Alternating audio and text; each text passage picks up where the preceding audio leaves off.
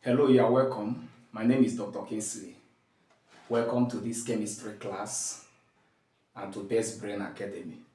In my class today, I'll be taking us on nomenclature of cyclic amines.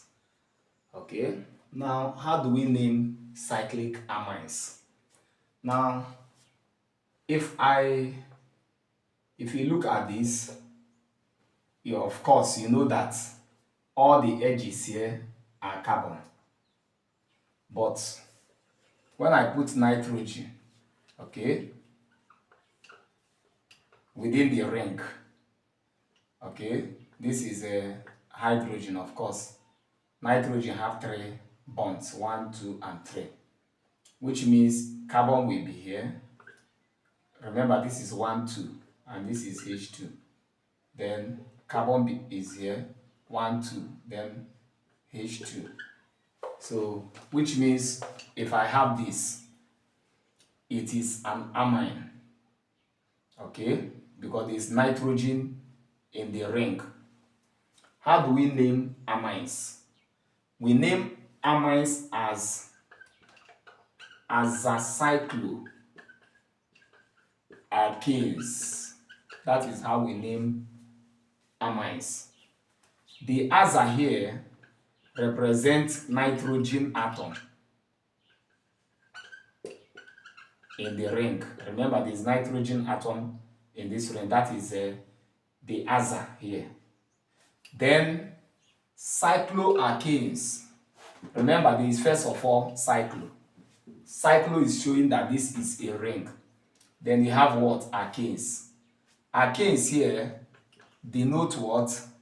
The number of atoms, okay? Number of atoms in the ring. So when we are counting the number of atoms in the ring, we include both, of course, nitrogen and the carbons. So if I want to name this compound here, how many atoms are in the ring? 1, 2, and 3. So this alkane here becomes propane for 3 carbon.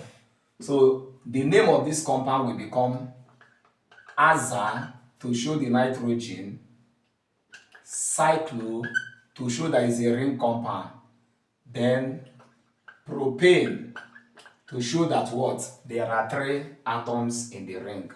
So you can see how we name, okay, cyclic amines.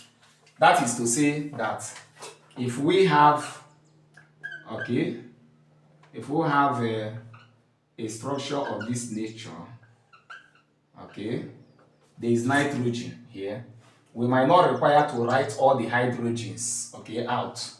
It can be this way.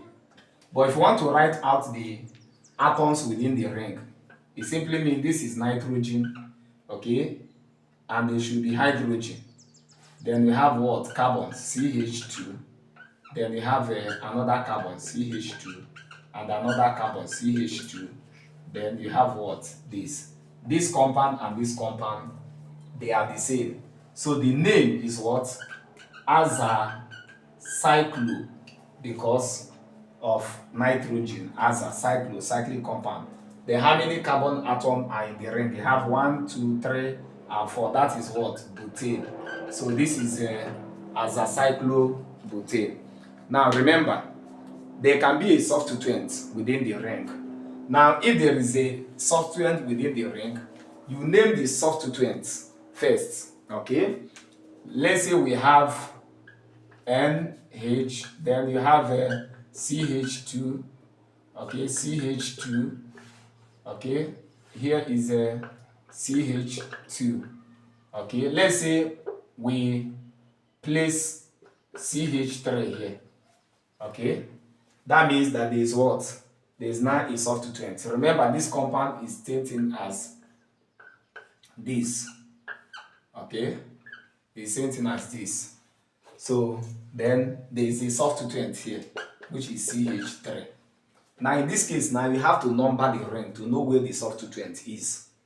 And when you are numbering, the substituent should get the lowest number possible. If I'm from here, I'll call here 1, 2, 3. if I'm from this side, it will be 1, 2, 3. So the same 3, 3. So this is what? 3-methyl. Okay, that is the software have been named. Then you start with your azacyclo.